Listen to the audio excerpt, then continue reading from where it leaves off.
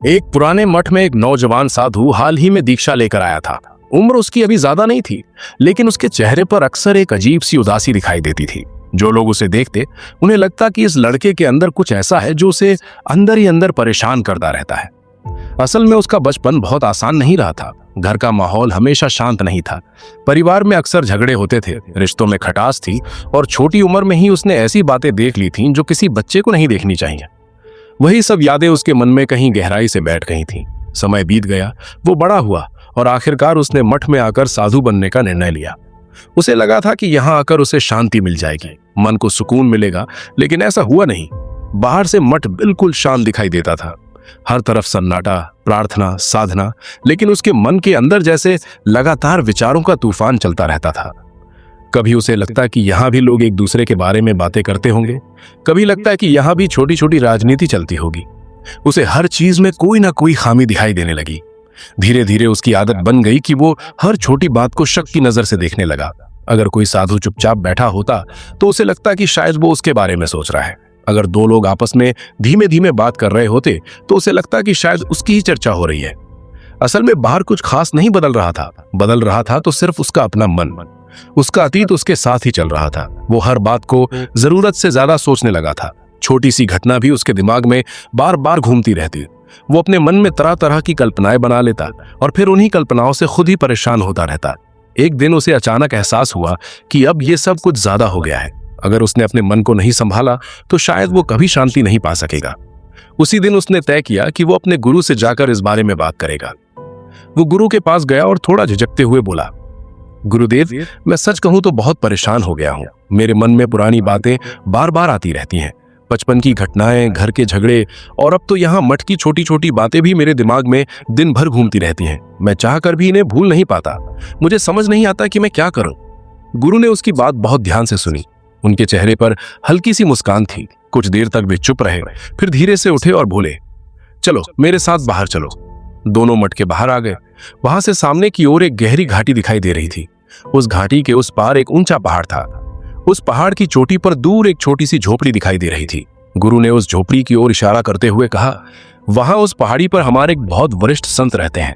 कई साल पहले वो इस मठ को छोड़कर वहां चले गए थे। अब वहीं एकांत में साधना करते हैं। तुम्हारे सवाल का सही उत्तर शायद वही तुम्हें दे पाएंगे।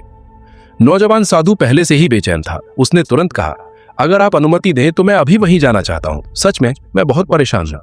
गुरु ने शांत भाव से सिर हिलाया और उसे जाने की अनुमति दे दी। वो तुरंत चल पड़ा।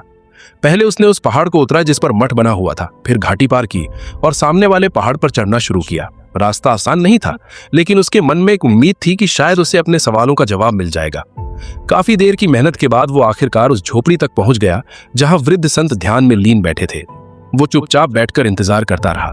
कुछ देर बाद जब संत ने धीरे धीरे अपनी आंखें खोली तो युवक ने उनके चरण स्पर्श किए और अपनी पूरी परेशानी उन्हें बता दी। उसने कहा, महाराज, मैं अपने मन की उलझनों से बहुत परेशान हूं। पुरानी बातें दिमाग से निकलती ही नहीं। मैं हर समय उन्हीं के बारे में सोचता रहता हूं और फिर खुद ही दुखी हो जाता हूं। वृद्ध संत ने उसकी बात सुनी और हल्की सी मुस्कान के साथ बोले, तुम्हारी समस्या का समाधान मिल जाएगा, लेकिन पहले एक छोटा सा काम करते हैं। उन्होंने नीचे घाटी की ओर इशारा किया और कहा, वहां नीचे जो गांव दिखाई दे रहा है, वहां हमारे एक शिष्य ने आज भोजन के लिए निमंत्रण दिया है। आज का भोजन हम वहीं करेंगे। तुम भी मेरे साथ चलो। युवक ने बिना सोचे तुरंत हाँ कर दी। दोनों नीचे जाने लगे। रास्ते में संत ने जमीन पर पड़े एक बड़े पत्थर की ओर इशारा किया और सहजता से बोले, बेटा, ये पत्थर अपने कंधे पर उठा लो और साथ लेकर चलो।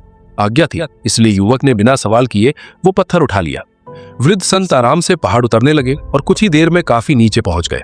लेकिन युवक के लिए ये यात्रा आसान नहीं थी। पत्थर काफी भारी था और उसे संतुलन बनाए रखना मुश्किल हो रहा था। थोड़ी देर बाद उसके कंधे दर्द करने लगे। उसके मन में कई बार आया कि पत्थर नीचे रख दे, लेकिन फिर उसने सोचा, शायद इसके पीछे कोई रहस्य है, शायद इसी में उसके सवाल का जवाब छिपा हुआ है। बस यही सोचकर वो पत्थर उठाए धीरे धीरे नीचे उतरता रहा। कभी पत्थर फिसलने लगता, कभी उसका पैर लड़खड़ा जाता। पसीने से उसका शरीर भीग चुका था। आधा पहाड़ उतरते उतरते उसकी हालत पूरी तरह खराब हो चुकी थी, लेकिन फिर भी उसने हार नहीं मानी। आखिरकार वो पत्थर उठाए हुए ही नीचे पहुंच गया। जब वो गांव के पास पहुंचा तो उसने देखा कि वृद्ध संत एक पेड़ के नीचे बैठे मुस्कुरा रहे हैं। युवक लगभग हांफते हुए बोला, महाराज, आप यहाँ मुस्कुरा रहे हैं और मेरी हालत तो खराब हो गई है। ये पत्थर उठाकर लाना मेरे लिए बहुत मुश्किल हो गया था। आखिर इसका मतलब क्या है? संत ने शांत भाव से उसकी ओर देखा और पूछा, बताओ, यात्रा कैसी रही? युवक ने थकी हुई आवाज में कहा, जैसे ही मैंने पत्थर उठाया उसी समय से मेरा सारा ध्यान उसी पर लगा रहा।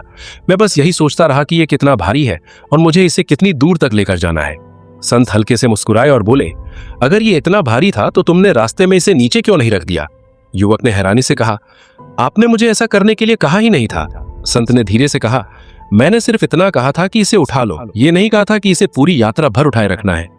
फिर उन्होंने उसकी आंखों में देखते हुए कहा, जिस तरह तुम इस पत्थर को उठाकर चलते रहे उसी तरह तुम अपने जीवन की पुरानी घटनाओं को भी अपने साथ ढोते रहते हो। वो पत्थर की तरह ही तुम्हारे कंधों पर बोझ बन जाती हैं। अगर तुम चाहो तो उन्हें किसी भी समय नीचे रख सकते हो। उन्होंने आगे कहा, जीवन की यात्रा तब आसान हो जाती है जब इंसान पुराने बोझ को छोड़ना सीख जाता है। जो बीत गया है उसे बार बार ढोते रहोगे तो हर कदम मुश्किल लगेगा, लेकिन जिस दिन तुम उसे छोड़ दोगे उसी दिन तुम्हारे चेहरे पर सच्ची मुस्कान लौट आएगी। ये सुनकर कुछ देर तक युवक बिल्कुल चुप खड़ा रहा। उसी क्षण उसे अपनी गलती समझ आ गई। उसे एहसास हुआ कि वो अपने दुखों को खुद ही पकड़े हुए था और उसी दिन उसने तय कर लिया कि अब वो अपने अतीत का पत्थर अपने कंधों पर नहीं उठाएगा। चेहरे पर सच्ची मुस्कान लौट आएगी। ये सुनकर कुछ देर तक युवक बिल्कुल चुप खड़ा रहा। उसी क्षण उसे अपनी गलती समझ आ गई। उसे एहसास हुआ कि वो अपने दुखों को खुद ही पकड़े हुए था और उसी दिन उसने तय कर लिया कि अब वो अपने अतीत का पत्थर अपने कंधों पर नहीं उठाएगा।